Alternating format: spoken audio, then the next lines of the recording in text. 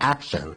And simply put, the only reaction that the United States should take is a formal designation of Pakistan as a state sponsor of terror and a designation of Asif Munir as a terrorist. You can put lipstick on a pig, but it's still a pig. Anything else is a betrayal of India and a betrayal of our relationship.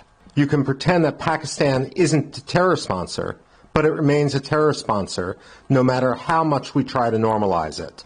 You know, it was shocking, but this just goes to show you that you can put lipstick on a pig, but it's still a pig.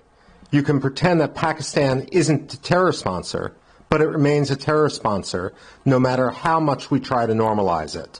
As for the timing, just as there was a terrorist attack when Bill Clinton went to India, so too does it seem that Pakistan wants to draw attention away from Vice President J.D. Vance's trip to India. The United States shouldn't let Pakistan get away with it, and we shouldn't pretend that this is some sort of spontaneous action.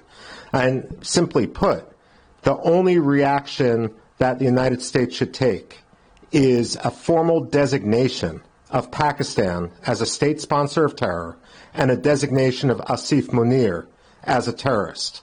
The only difference between Osama bin Laden and Asif Munir is Osama bin Laden lived in a cave and Asif Munir lives in a palace. But beyond that, the two are the same, and their end should also be the same. You talked about General Munir from Pakistan.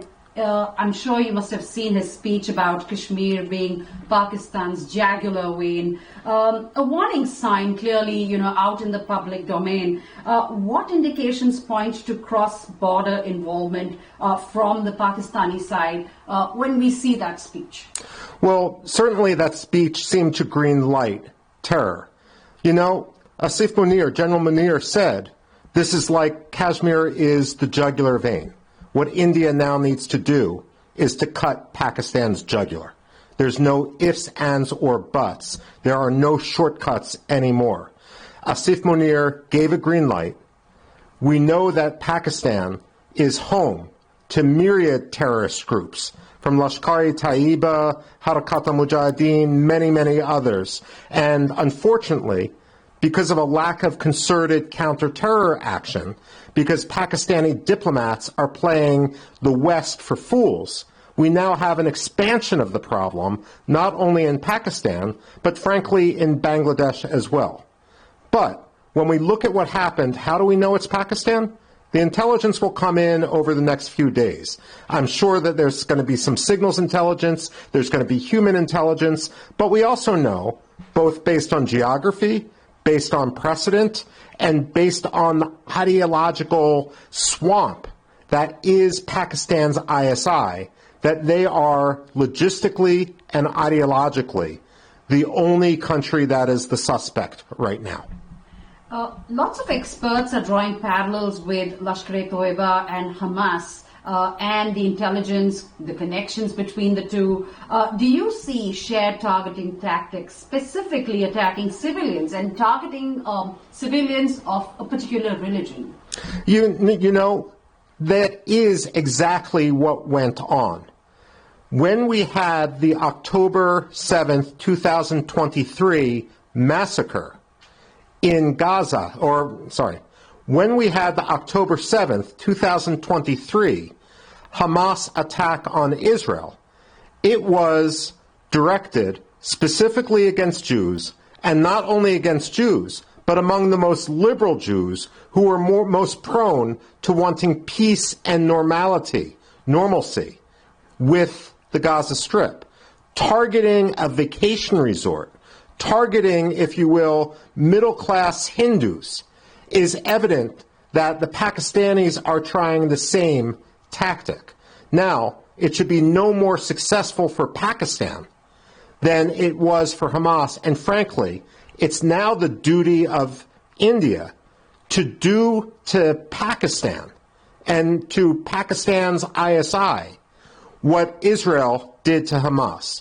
It's time to wipe out the leadership of the ISI, to treat them as a designated terror group, and demand that every country that is an ally of India, every country that is an ally of the world's largest democracy, do the same.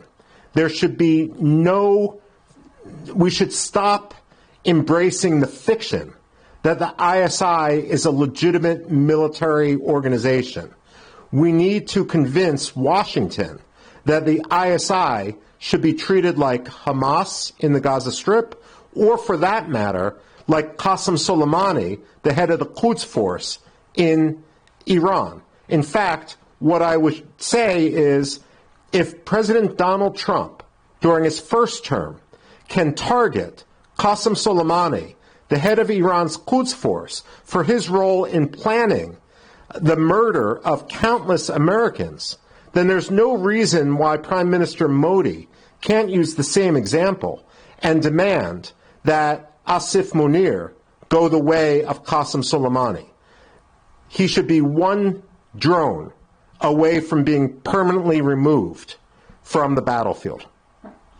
You did talk about what India should do next. How will this impact the India-Pakistan relations moving forward, and how do you see India retaliating? I mean, what is your impression? Well, first of all, it's important to have, when it comes to India-Pakistan relations, look, ideally, Indians and Pakistanis would live at peace with each other. But good relations need to be based upon reality. They need to be calibrated to reality. They can't be based on wishful thinking. And perhaps when it comes to India's outreach to Pakistan, or for that matter, India's outreach to the Taliban, they're based a little bit too much on diplomatic wishful thinking rather than a demand of real reform. The fact of the matter is there is no moral equivalence between India and Pakistan. India is a thriving democracy, a multicultural, multi-sectarian democracy. Pakistan is an Islamic state and a state teetering on the brink of failure. The reason why Pakistan sponsors this sort of terrorism is not for Kashmir, like Pakistani authorities say. Rather, it's to distract Pakistanis from 70 years of the failure of their government. And the way I used to explain it when I would teach for the U.S. military is if only 10% of Indians or 15% of Indians were educated and middle class, that would still be greater than the entire number of Pakistanis. And when I've been in Pakistan multiple times, including at the National Defense University in Islamabad, what I see is an obsession with India, which isn't matched when I'm in New Delhi. New Delhi wants the best possible life for Indians. They want their economy to thrive. Pakistan is obsessed with the outsider because they know that deep down they are a hopeless case. Right. You did talk about, the problems that Pakistan has been facing for the last 70 years. Is Pakistan really using this incident to deflect or derail from its domestic problems, which are plenty? Well, Pakistan's not unique in this. Many countries will try to precipitate a conflict in order to distract their public from their own failing. What's essential then is that India raise the cost of this sort of tactic so that Pakistan will not make the same mistake twice. The fact of the matter is, while many people compare what happened in Kashmir with what happened with Gaza and Israel, the fact of the matter is, if India doesn't punish Pakistan and the ISI severely, then you're going to have a mass casualty incident that isn't numbered in the dozens, but is numbered in the thousands, such as we saw in Israel. It's essential that India step up without any sort of it's essential. 3, 2, 1. 3, 2, 1. When Iraq invaded Kuwait, Margaret Thatcher said to George H.W. Bush, "Don't go wobbly on me now, George."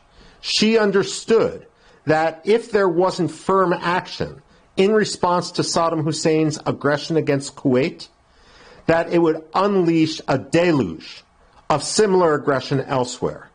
Right now, Prime Minister Modi should be saying to President Trump, "Don't go wobbly on me now, Don."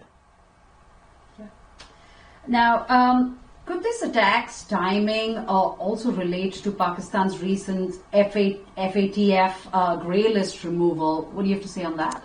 Absolutely. Look, the problem with removing Pakistan from the FATF grey list is the removal was based more on a desire to diplomatically please Pakistan, to appease Pakistan, than it was based on the facts of the case.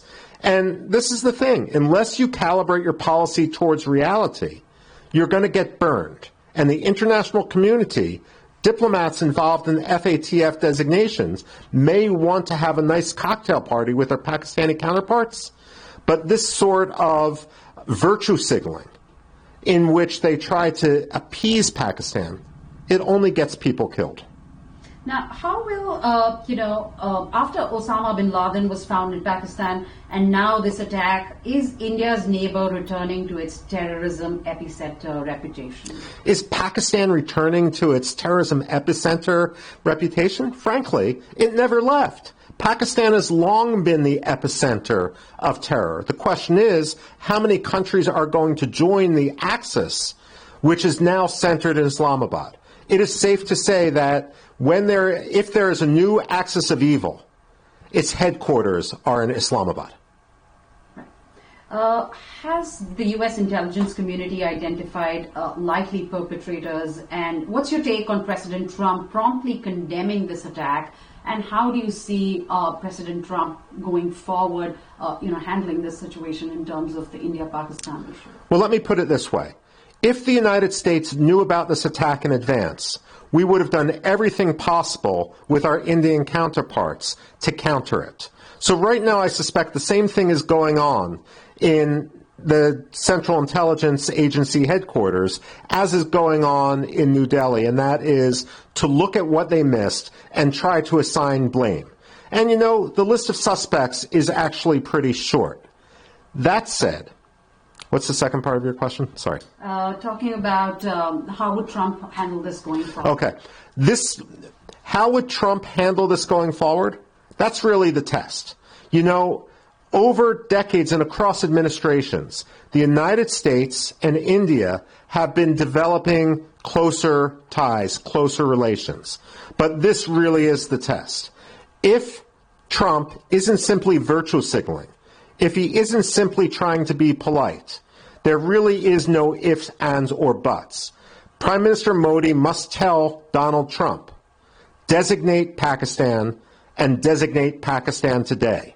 Anything else is a betrayal of India and a betrayal of our relationship.